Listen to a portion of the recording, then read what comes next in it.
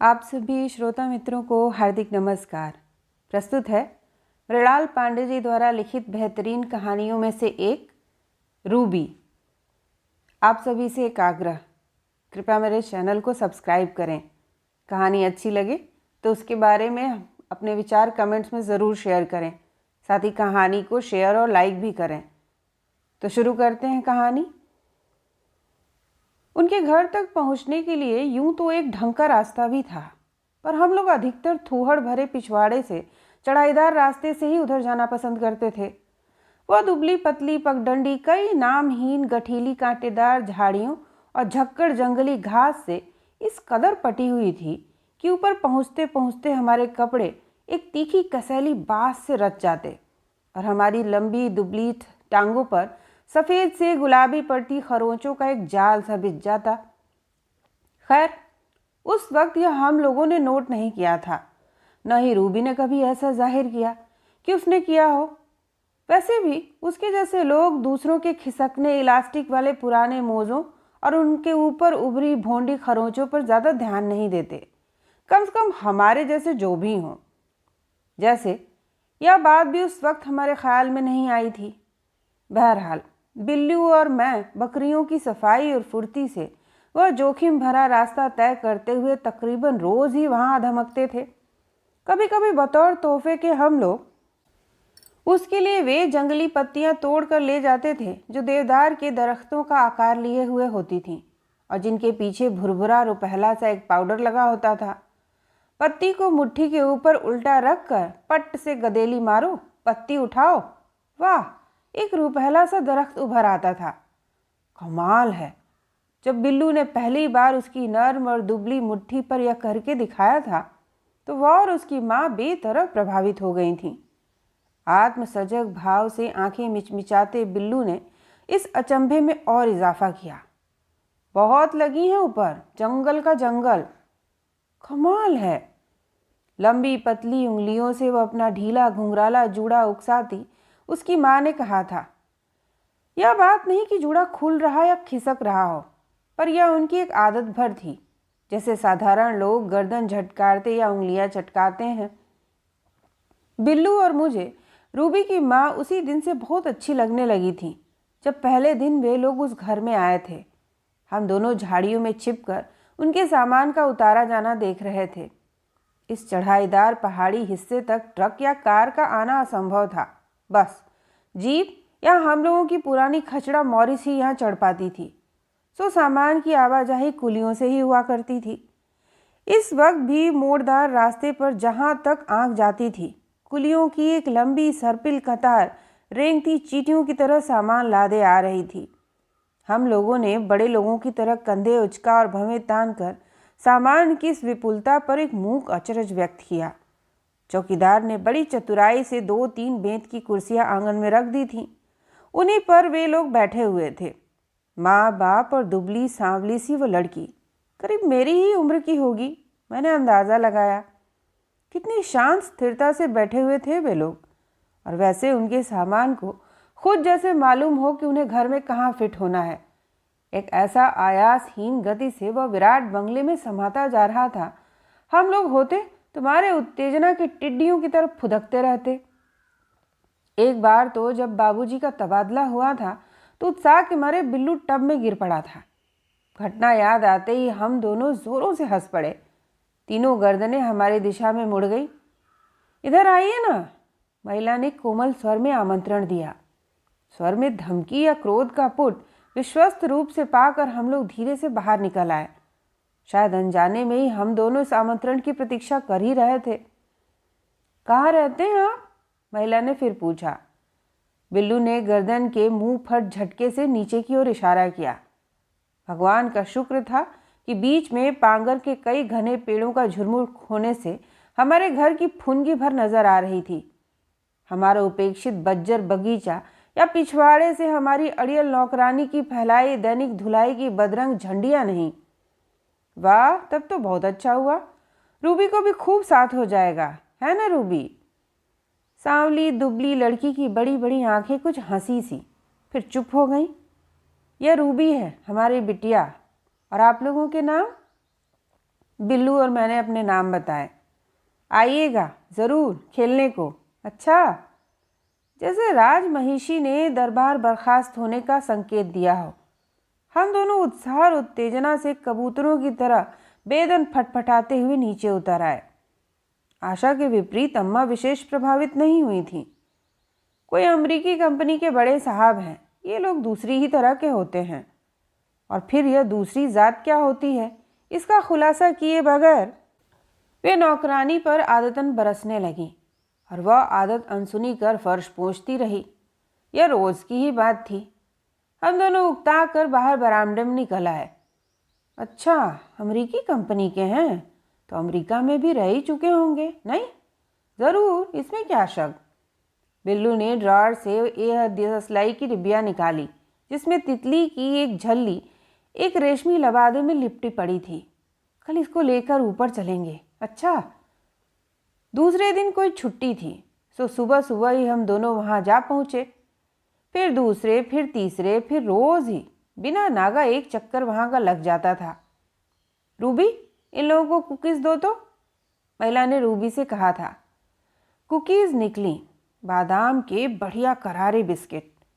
शायद अमेरिका में बिस्किट्स को कुकीज़ कहते होंगे। हम लोग जब खाते खाते रूबी से बात कर रहे थे तो वे 2-3 बार अंदर आकर स्नेहिल बातें भी कर गई थीं। बिल्लू और मैं लोट। रूबी उन्हें मामा कहती थी। मम्मी, मामा, मम्मी वगैरह तो हमने काफ़ी सुना था, पर इन अन्य शब्दों की चापलूसियत, अंग्रेजियत से परे यह सीधा साधा शब्द मामा में बहुत अच्छा लगा था।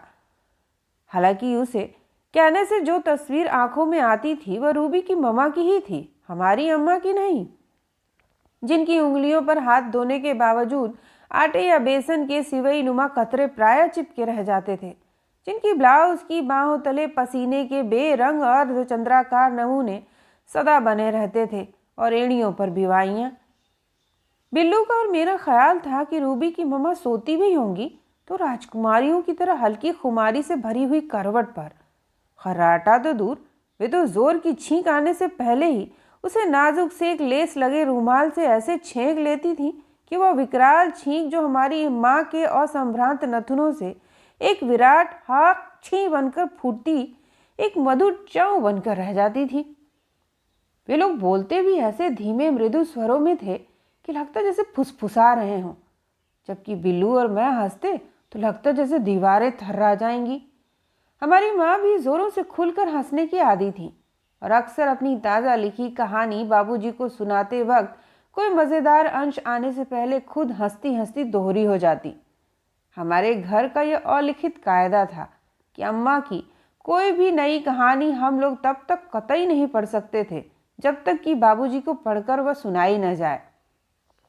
इस घटना दुर्घटना से बिल्लू और मैं काफ़ी घबराते थे, क्योंकि यह निश्चित था कि कहानी सुनकर बाबूजी कुछ आलोचनात्मक जुमले कहेंगे और फिर अम्मा तन्ना आकर भीतर चली जाएंगी और कुछ देर बाद लाल चुकंदर सी नाक लिए बुदबुदाती हुई प्रकट होंगी कि आगे से वह पढ़कर सुनाने के बजाय कहानी फाड़ कर फेंक, फिर धड़ से तीसरी दराज खुलती और कुछ दिनों को कहानी उसमें फेंक दी जाती थी। इस रत्न गर्भा दराज में नेल कटर और चेक बुक से लेकर जूतियों, चूड़ियों और जूते के स्पेयर फीतों तक सब ढूंढने पर पाए जा सकते थे। फिर 2-4 दिन अम्मा बाबूजी की बोलचाल बंद रहती, 5वें दिन दराज खुलती और स्कूल से लौटकर हम अम्मा को महातन्मयता से कागज़ों पर झुका हुआ पाते। अगले रोज़ एक मोटा लिफाफा रजिस्ट्री को तैयार हो जाता। यह सारा व्यापार हमारे बचपन का जैसे सहज अंग हो। हमने कभी कल्पना तक नहीं की थी कि कभी जीवन में भिन्न ढंग से भी यह घटता है या घट सकता है। कम से कम रूबी से मिलने तलक तो यही हमने सोचा था। रूबी ने हमें भेद भरे स्वर में बताया था कि जब उसकी मम्मा नाना जी के साथ लंदन में रहकर पढ़ रही थी तो उस वक्त उन्होंने कई कविताएं लिखी थीं, जिनको एक प्रख्यात यूरोपीय लेखक ने बहुत सराहा था। उसने बहुत रहस्यमय अंदाज से हमें वह काली चमड़े की जिल्द की डायरी दिखाई थी जिसमें वे कविताएं लिखी हुई थीं, कुछ छपी मपी भी। बिल्लू ने अम्मा की बेलाग साफ गोई विरासत में पाई थी। रूबी ने एक पंजे से दूसरा टखना कुरेदते हुए सिर झुका लिया। नहीं, वे बस लिखती हैं, फाड़ती हैं। क्यों? बिल्लू ने फिर भोंडे कौतूहल से पूछा था। पता नहीं। अनमनी से रूबी चुप हो गई थी। रूबी की मम्मा की स्टेशनरी भी नाजुक और प्याज की खाल की तरह चिकनी और पारदर्शी थी। यह भी हमें रूबी ने ही बताया था कि इस तरह के कागज़ को अनियन पेपर कहते हैं। बिल्लू और मैं तुरंत उसे सूंघ कर देखे, पर उसमें कतई प्याज की गंध नहीं थी। ये तो नाम भर है, कोई वाकई में प्याज से थोड़ा ही बनता है। रूबी मुस्करा रही थी। बिल्लू और मैं देर तक खूब ज़ोरों से हंसे। रूबी और उसकी माँ की आदत हमें बहुत भाती थी कि आदतों और तौर तरीकों में हमसे इतना फ़र्क होते हुए भी वे दोनों बिल्लू और मेरे हंसने बोलने के ढंग पर कभी नाक भौं नहीं सिकोड़ती थी, बल्कि हमारा भुच्चपना उन्हें एक बहुत चतुर मस्खरी प्रतीत होता था। कभी रूबी के कमरे में बैठे हम लोग ज़ोरों से हंस रहे होते तो वे भी मुस्कुराती हुई झांक जाती। बहुत शोर हो रहा है, वे ऐसे पुर मजाक लहजे में कहती कि लगता उन्हें शोर से परेशानी कम, मज़ा ज़्यादा आता है। रूबी भी अब हम लोगों के साथ काफ़ी घुल गई थी। हालांकि उसके ललित हाव भाव, मृदु आवाज़ और हल्की हंसी सब हमसे एकदम भिन्न थे, पर रूबी को इतना देखने के बाद हमें लगता था कि उसका इतना हंसना बोलना भी अपने आप में एक असाधारण चीज़ है। हमें रूबी की हंसी बहुत उजली सुंदर लगती थी। उसके दुबले चेहरे की उदास ज्यामिति हंसने से भरी भरी और गुलदाज हो आई थी, और उसकी बड़ी बड़ी डबडबाई सी आंखें दब दब चलने लगती। जब मैंने उसे यह बताया कि वह और हंस पड़ी थी, और उसने हमसे कहा था कि उससे ऐसी बातें कभी किसी ने नहीं कही थी। यानी मज़ेदार? बिल्लू ने पूछा। मज़ेदार भी और कुछ कुछ दूसरी तरह की सी, नहीं? रूबी के पापा एक अनबने गंभीर से आदमी थे जिन्हें अक्सर बदहजमी की शिकायत रहती थी, और खाने के पहले, साथ और उपरांत वे भी रूबी और उसकी मम्मा की तरह ढेरों गोलियां निगलते रहते थे। ज़्यादातर खराब हाजमे वाले लोगों की तरह वो लंबे पतले और झुंझलाही भौं वाले एक चुप्पेपन से घिरे रहते, जो कभी टूटता जब हम लोग उनकी किसी खास प्रिय किताब या लेखक की चर्चा मेज़ पर छेड़ देते। तब उनका लंबोतरा चेहरा, जो रूबी से काफ़ी मिलता जुलता था, एक आत्मविश्वास और गहन ज्ञान से एकदम दप दप तप उठता। उनकी बातें भी बहुत रोचक और उत्तेजनाप्रद होती थीं। हालांकि रूबी या उसकी मम्मा की शांत स्थिरता में उससे भी कोई तब्दीली नहीं आती थी। वे दोनों बहुत गौर और गंभीरता से उनकी बातें सुनती और सिर हिलाती रहती, पर प्रतिवाद सिर्फ बिल्लू और मैं ही करते थे। फिर बात खत्म होने पर वे बूझकर अपनी उसी चुप तल्लीनता में लौट जाते। उनके बारे में किसी निष्कर्ष पर पहुंचना हम लोगों को काफ़ी कठिन लगता था, क्योंकि वे कायदे करीने के उतने ही कायल थे जितना रूबी की मम्मा। वे घर की मेज़ पर भी खाने को आते तो बाकायदा बढ़िया कपड़े पहने हुए। अम्मा का तो कहना था कि उनकी कंपनी का यह कायदा ही होगा, पर हमारा ख्याल था कि इसका मूल कारण उनकी अपनी सुरुचि और ख़ानदानीपन था। उनके कोट की ऊपरी जेब में उनकी टाई से मेल खाता एक रेशमी रुमाल हमेशा लगा रहता था, जिसे बिल्लू और मैं आपस में हाथी का दांत कहते थे, क्योंकि यह सिर्फ दिखाने के लिए होता था। वे बिला नागा शहर के सबसे ऊंचे क्लब में जाते थे, ठीक शाम 6:30 बजे, यानी जब वे शहर में होते, वरना अक्सर कंपनी के कारोबार के सिलसिले में वे बाहर ही रहते थे। उनके सूटकेसों में असंख्य एयरलाइंस के अंतर्राष्ट्रीय बिल्ले तमगों की तरह जुड़े हुए थे। उनके अधिकांश जूते कपड़े सब विदेशी थे। हमारे पुराने दर्जी ने बताया था, जो सालों से हमारे लिए स्कूल की भूंडी पोशाकें सी रहा था, कि उनकी कमीज के कफ पर 4-4 बटन लगे हैंगे बाबूजी। उस दिन रजाई जैसा कपड़ा दे गए थे ड्रेसिंग गाउन सिलने को। हा हाथ लगाने से। तब तो तू हमारे कपड़े वक्त पर देने से रहा। अम्मा ने उसे एडवांस की अनावश्यक रूप से मोटी रकम देते हुए कहा था। हमारे घर के प्रायः सारे नौकर चाकर 4-6 महीने की एडवांस तनख्वाह ले जाते थे।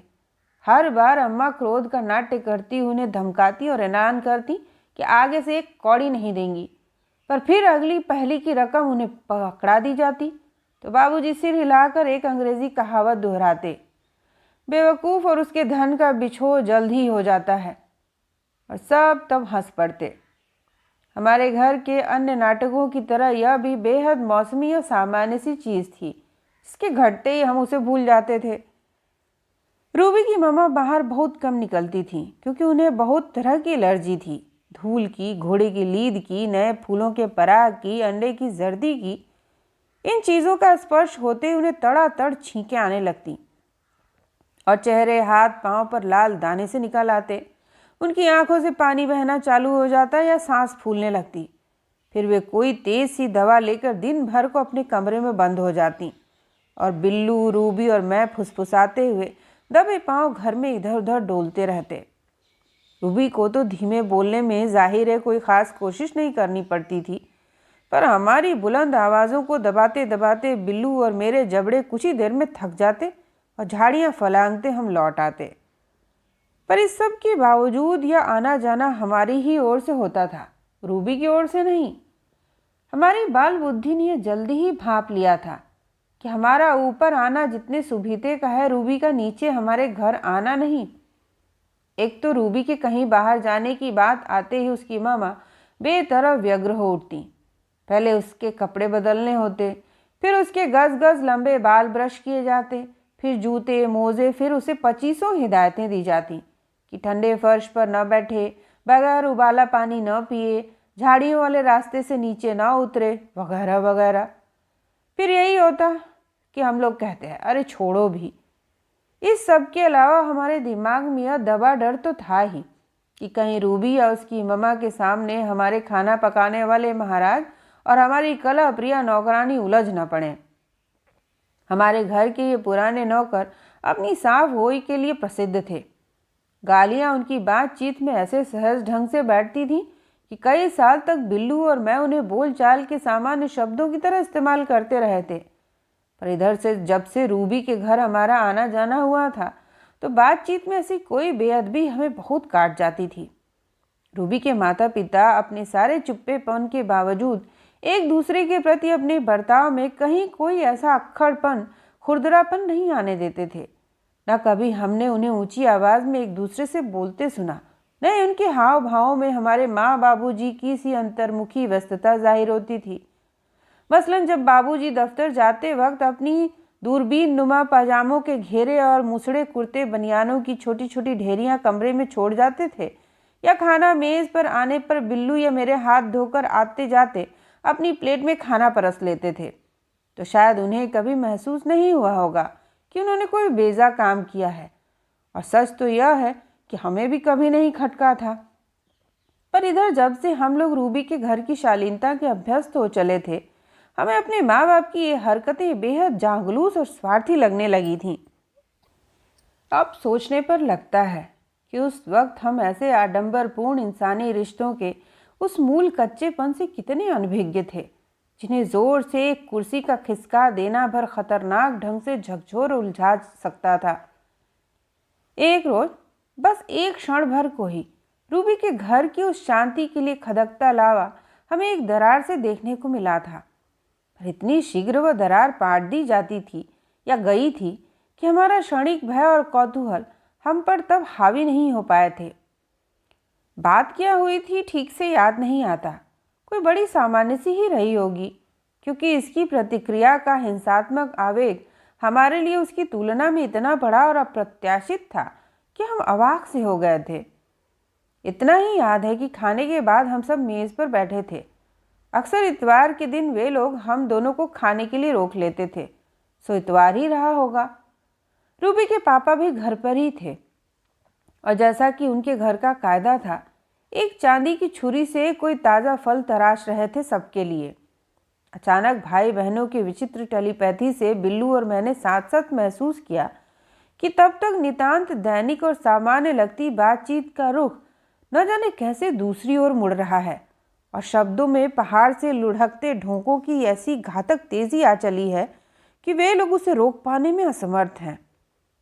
रूबी की मम्मा ने अपनी प्लेट आगे खिसका दी और एक डरावने विकृत स्वर में चीख पड़ी, तुम सब मुझे एकदम बेवकूफ़ और गैर ज़रूरी समझते हो, यूजलेस। फिर अस्वाभाविक तेजी से अपनी कुर्सी धकेलकर वे भीतर चली गईं। क्षण भर सिनेमा के स्टिल दृश्य के पात्रों की तरह हम अपनी अपनी भयार्थ मुद्राओं में टंगे रहे। फिर अचानक रूबी के पापा ने फलों की तश्तरी हमारी ओर कर दी। खाओ। बिल्लू और मैंने एक साथ सिर हिला दिया। इस कतई गैर जरूरी घटना की आकस्मिकता हमें स्तंभित कर गई थी। नहीं, स्तंभित नहीं, निराश कहना ही ज़्यादा उचित होगा। अपने प्रियजनों के इस आदर्श ग्रुप की संभाव्य भंगुरता कौंध कर हमें अचानक बहुत शंकित कर गई थी, पर ज़्यादा देर को नहीं। हाथ धोते धोते बिल्लू और मैं स्वाभाविक आतुरता से रूबी से तरह तरह की बातें करने में व्यस्त हो गए थे और बात आई गई हो गई।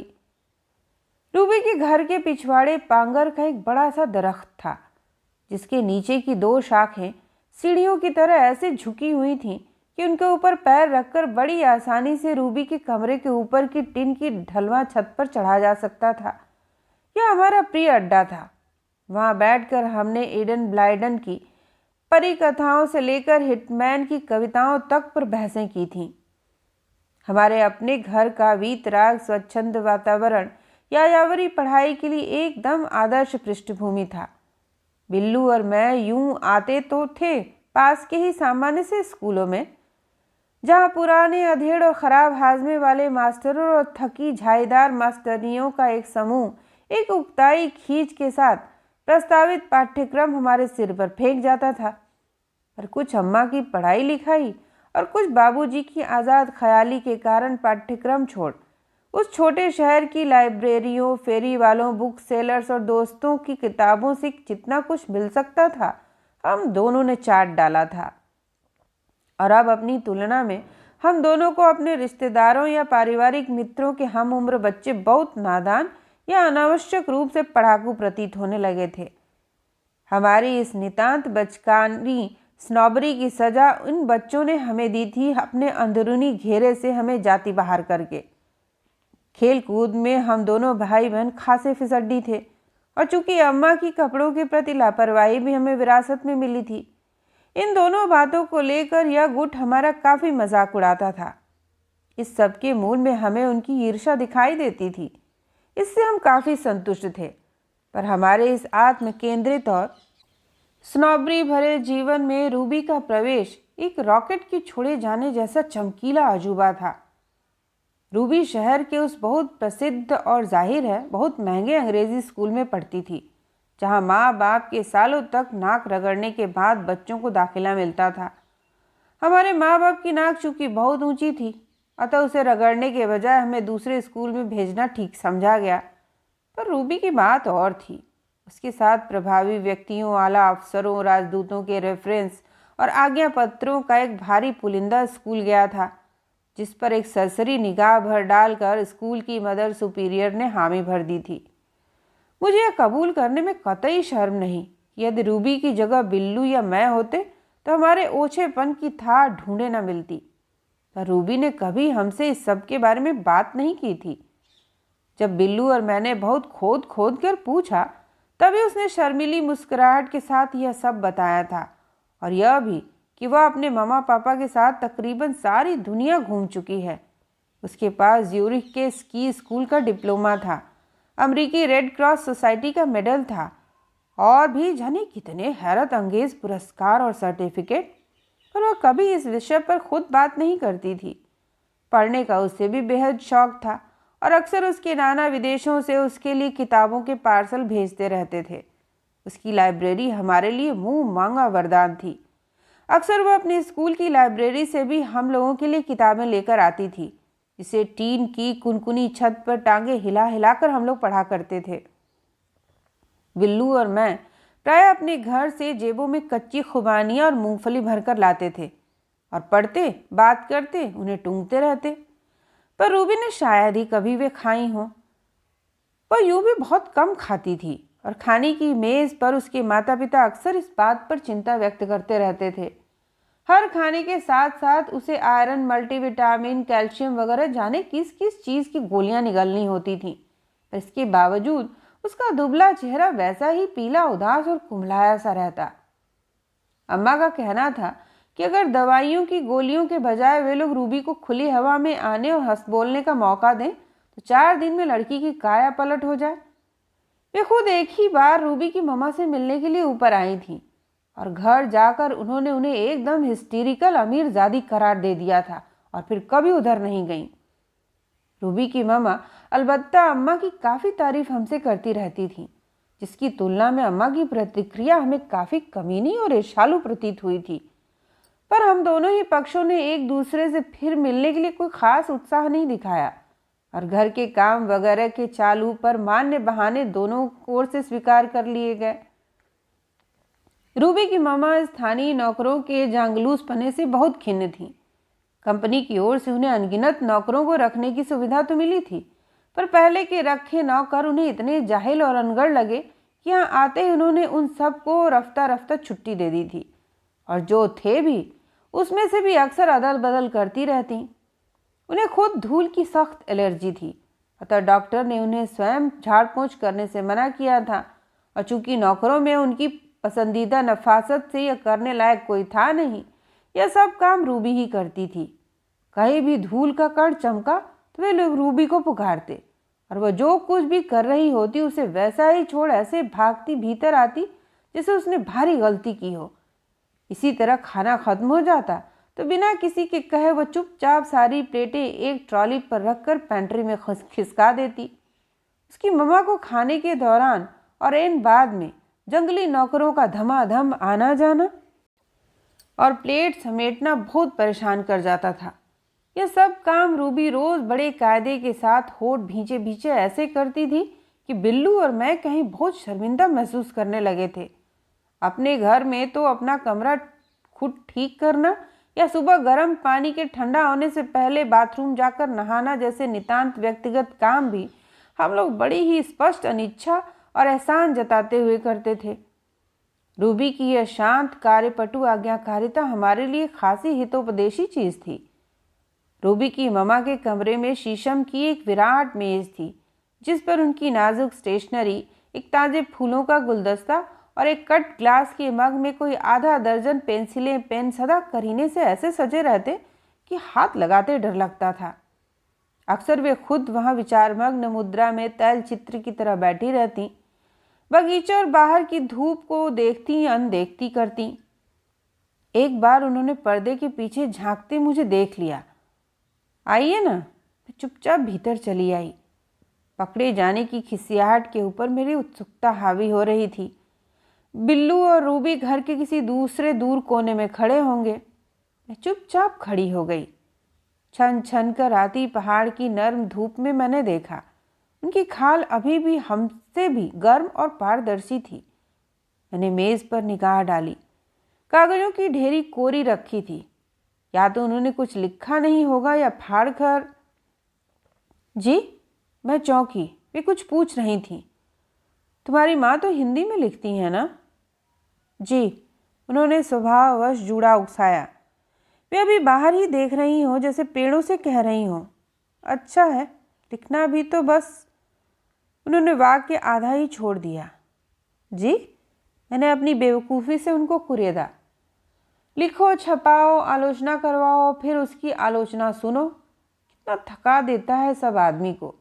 हम जैसे लोग जो लिखते हैं, रूबी, तुम लोगों की जनरेशन उसे भावुक कह देती है, हर जगह हर वक्त। उन्होंने फिर बात अधूरी छोड़ दी। मैं चुपचाप बाहर खिसक आई। शायद उन्हें पता भी नहीं चला होगा। उनके लिए तो मैं शायद एक घबराई अनगढ़ लड़की भर थी, रूबी की एक और दोस्त, या शायद वह भी नहीं। फिर हमारे फाइनल इम्तहान करीब आ गए थे और स्कूल की कई मास्टरनियाँ एकाएक जचकी या हनीमून की छुट्टी लेकर बैठ गई थीं। अम्मा का एक उपन्यास अभी अभी ख़त्म होकर पब्लिशर के यहाँ चला गया था, सो वे भी अपेक्षाकृत फुर्सती मूड में थीं। अब वे ध्यान लगाकर हमारा कोर्स पूरा करवा रही थीं। एक चमत्कारिक तेजी के साथ हमारी सारी किताबें उन्होंने ऐसी चाट डाली थीं कि काम चोरी या झूठ बोलने की कतई गुंजाइश नहीं रह गई थी। पहले बिल्लू प्रायः शासकों के नाम और जन्मतिथियां मन से बनाकर उद्धृत करके उन्हें प्रभावित करता रहता था, पर इधर वह भी काफ़ी सहमा हुआ था। बहरहाल इस सारे हड़बोंग में रूबी से हमारा मिलना जुलना काफ़ी कम हो गया था। वह भी इधर स्कूल के बाद पियानो या बैले या दोनों चीज़ें सीखने लगी थी। सो दिन ढले ही घोड़े पर साइज के साथ लौट कर आती थी। या तो ज़रूरत से ज़्यादा मेहनत की वजह से या अन्य किसी कारण से और भी कमज़ोर और गुमसुम हो चली थी।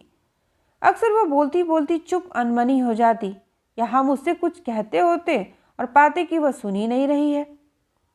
पहले हम लोग अपने बारे में सशंक हुए, पर हम में से कुछ खास बदला नहीं था, तो शायद वही कुछ विमुख सी हो चली होगी। पर कभी कभी वो फिर पहले की तरह घुल मिलकर हमसे बोलती, बिल्लू की नकलों पर हंसती, हमें कठिन कविताओं के अर्थ समझाती। अजीब पहेली थी। उसके माता पिता का व्यवहार अलबत्ता हमारे प्रति वैसा ही उदार, हंसमुख और स्नेहशील था। अक्सर जूड़ा उकसाती उसकी मम्मा चिंतातुर आंखों से उसे देख हमसे पूछती, रूबी बहुत कमज़ोर लग रही है ना? पर यह जानते हुए कि हमारे हाँ कहने से उन्हें चिंता का विकट दौरा पड़ जाएगा, हम तुरंत प्रतिवाद कर देते कि नहीं तो, और वे कुछ कुछ आश्वस्त सी हो फिर से जूड़ा उकसाने में व्यस्त हो जाती। हालांकि उनकी आंखों की चिंता उतनी ही घनी रहती। इसी बीच एक दिन बाबूजी ने खाने की मेज़ पर खबर दी कि हमारे इम्तिहान खत्म होने तक शायद उनके तबादले के ऑर्डर भी आ जाएं। खबर की मिली जुली सी प्रतिक्रियाएं हुई। बिल्लू जानना चाहता था कि वहाँ स्कूल क्या यहाँ से बेहतर हैं। अम्मा यह कि क्या घर सरकारी मिलेगा कि तलाशना पड़ेगा।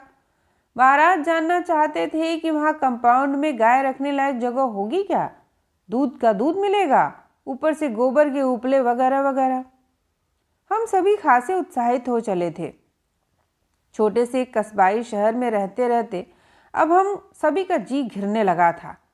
नई जगह, नए दोस्त, नया स्कूल, सब काफ़ी दिलचस्प बातें थीं। उस दिन खाना खाने के तुरंत बाद हम दोनों गोखरू झाड़ते, पत्तियां कचराते रूबी के घर जा धमके। रूबी शायद पियानो की प्रैक्टिस करके उठी ही थी। अपनी लंबी पतली साफ सुथरी उंगलियों से उसने अपनी आंखों पर से बाल हटाए। Hello hello. उसकी हंसी भरी खुशी की अकृत्रिमता से मुझे अपने इतने दिनों की गैर हाजिरी पर हल्की खिसियाहट सी हुई। कनखियों से मैंने बिल्लू की ओर देखा। वह भी एक खास तरह से होठ भींचे हुए था। ऐसा वह तभी करता था जब वह खिसियाना या रुआंसा हो जाता था।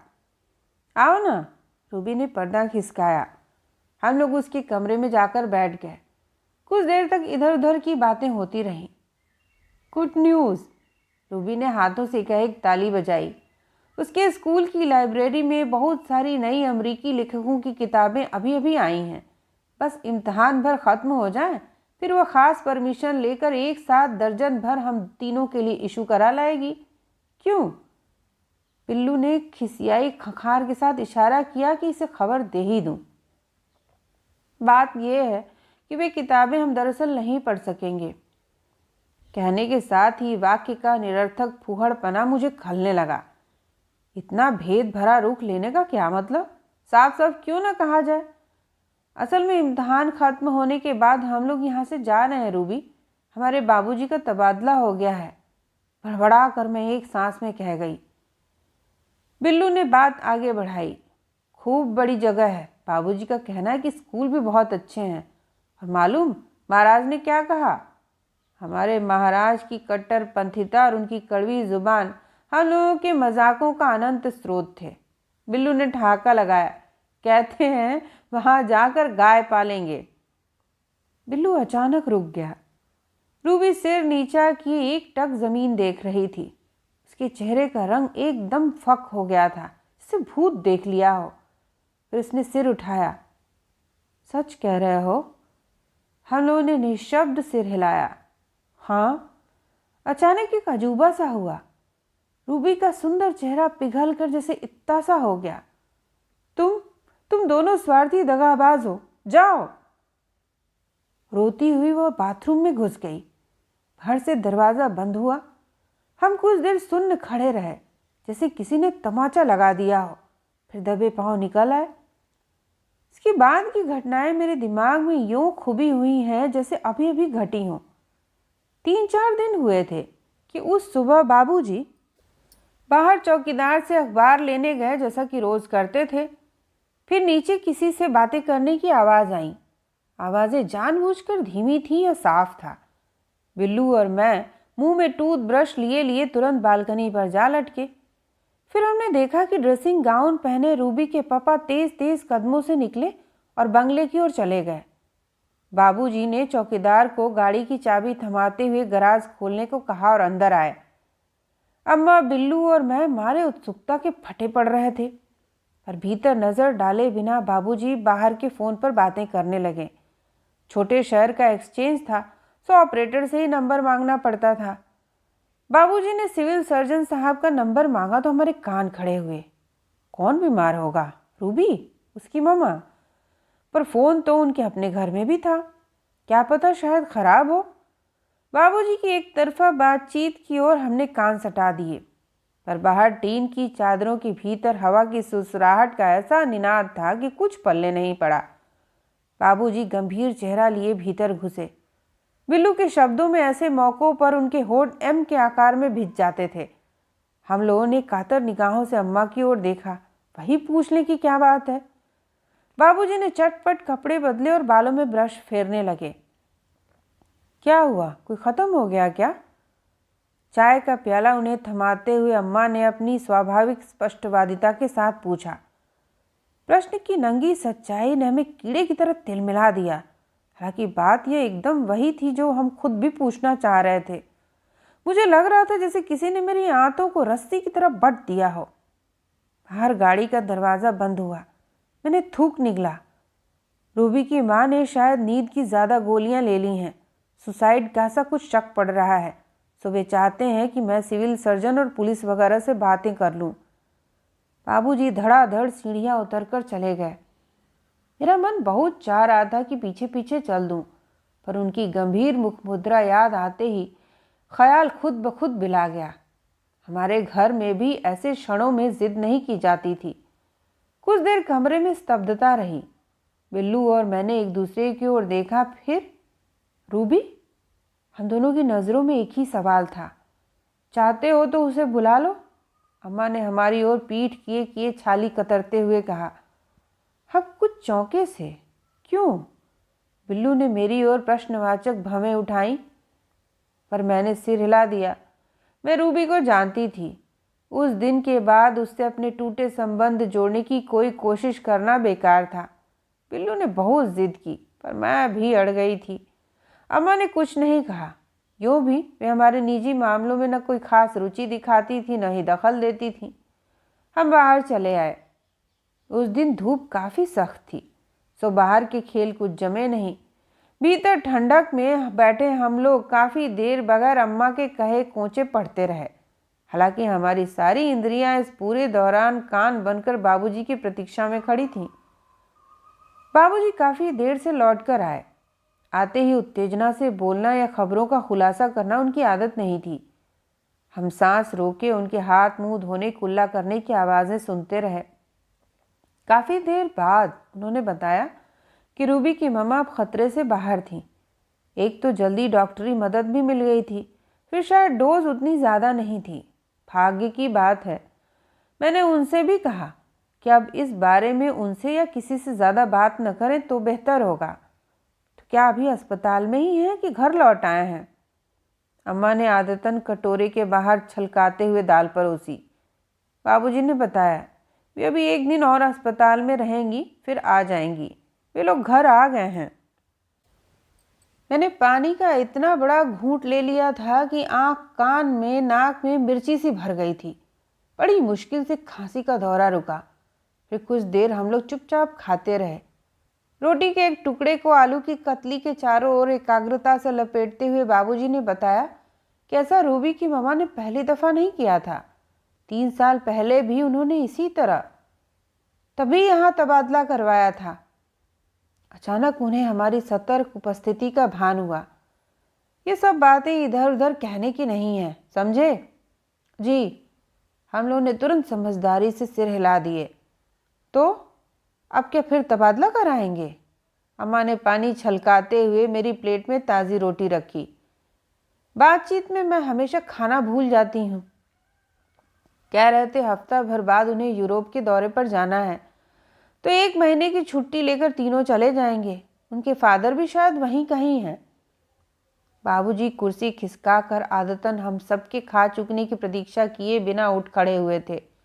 आज पता नहीं उनकी हरकत मुझे खटकी नहीं। हाथ धोकर बिल्लू और मैं बाहर निकल आए। सुबह के उत्तेजनात्मक हड़बों के बाद रूबी की मम्मा की हालत में आशातीत सुधार हमारे लिए अप्रत्याशित होने के साथ साथ कुछ खिन्नताप्रद भी था। जैसे किसी रोमांचक उपन्यास का अंत बड़ा फिस्सू सा निकल गया हो। बाहर घास पर लेटकर हम लोग अपनी किताबें पढ़ने लगे। कुछ देर बाद बिल्लू ने अपनी किताब औंधा दी और तिरछा हुआ। अच्छा, क्या ऐसा हो सकता है क्या? छोड़ो, कुछ नहीं। उसने अपनी किताब फिर उठा ली और पढ़ने का उपक्रम करने लगा। क्या? अब मैंने किताब रख दी थी। कुछ नहीं। बिल्लू अपनी किताब पर आंखें गड़ाए रहा, हालांकि उसकी पुतलियां निश्चल थीं। क्या यही कि उन्होंने जानबूझकर कम गोलियां खाई हों? मैंने देर से मरोड़ की तरह पेट के भीतर ऐंठता सवाल उगला। हाँ, धत, मैंने कहा। हालांकि मेरी आवाज़ में गुस्सा या नकार कतई नहीं थे। फिर हम दोनों चुप हो गए। कांगर के पेड़ के नन्हे खुशनुमा फूल सब नीचे छितरा कर सूख चले थे और पेड़ों पर उनकी जगह खुरदरी और मोटी सख्त खाल वाले गोल गोल फलों ने ले ली थी। बिल्लू ने एक ढेला उठाकर डाल पर बैठे कौवे की ओर फेंका। हाथ साले, तेरी ऐसी की तैसी। हम दोनों ठठाकर हंस पड़े। अरसे बाद हम लोग बगैर अपनी भाषा पर शर्मिंदा हुए हंस रहे थे। क्या मालूम रूबी की मम्मा को हॉस्पिटल में भी धूल की एलर्जी हो जाए। हाँ, छींक। बिल्लू ने एक नाजुक ललित भंगिमा से छींक को रोकने का नाट्य किया और फिर हम खूब हंसते रहे। फिर जाने क्यों थोड़ी ही देर में हमारी हंसी उतरे सुर की तरफ बिलास ही गई। हम दोनों को शायद एक साथ ही रूबी की याद आ गई थी अचानक हमको लगने लगा कि दिन ढल चला है और हवा में एक सर्द कपकपी भर आई है। उठते उठते मेरी नज़र फिर रूबी के घर की ओर चली गई थी। उतरती धूप में वह रूबी की ही तरह अपनी मायूस अकेली चुप्पी में घिरा बंद पड़ा था। शायद उस वक्त उसे देखकर कोई नहीं कह सकता था कि इसके भीतर कोई परिवार भी रहता है। उस दिन जब हम उसे अपने जाने की खबर सुनाने लपके चले गए थे, तभी शायद रूबी की प्रखर बुद्धि ने हमसे पहले यह भांप लिया था कि खुद को समेटकर पुरानी यादों संपर्कों से खुशी खुशी अलग हो जाना हमारे लिए कितनी सहज स्वाभाविक प्रक्रिया है, जबकि उसके लिए यह नश्तर से अलग अलग चीरे जाने जैसी तिलमिला देने वाली चीज़ थी। अपने सारे वजूद के साथ उस क्षण को उसने अनुभव कर लिया था कि हमारी स्वच्छंद यायावर और काफ़ी हद तक खुरदरी बेलाग जिंदगी वह उसी तरह नहीं बांट सकती जिस तरह उसके प्रखर तनाव भरे जीवन की चुप्पी झेलना ओढ़ना हमारे लिए शारीरिक रूप से भी असंभव था। अचानक मेरा मुंह एक पितलाए कड़वे स्वाद से भर गया। Ruby, Ruby, Ruby. उस चुप्पी सांवली लड़की को पूरी तरह समझ पाने के साथ ही आज मैं यह भी जान गई थी कि अब अपने उस मासूम कौतूहल भरे पिछवाड़े से बकरियों की तरह थूहड़ फलांगते उसकी ओर जा चढ़ना हमारे लिए कतई नामुमकिन हो गया था। शायद इसी को बड़ा होना कहते हैं, नहीं? बिल्लू ने जाते जाते एक और ढेला झाड़ियों की ओर फेंका था। हाथ साले। पर इस गाली में न वैसी तुरशी थी, न वह खिलखिलाती ताजगी, और जहाँ तक मुझे याद पड़ता है इस बार हम लोग शायद हंसे भी नहीं थे। तो यह थी मृणाल पांडे जी द्वारा लिखित कहानी। सुनने के लिए आप सभी का धन्यवाद।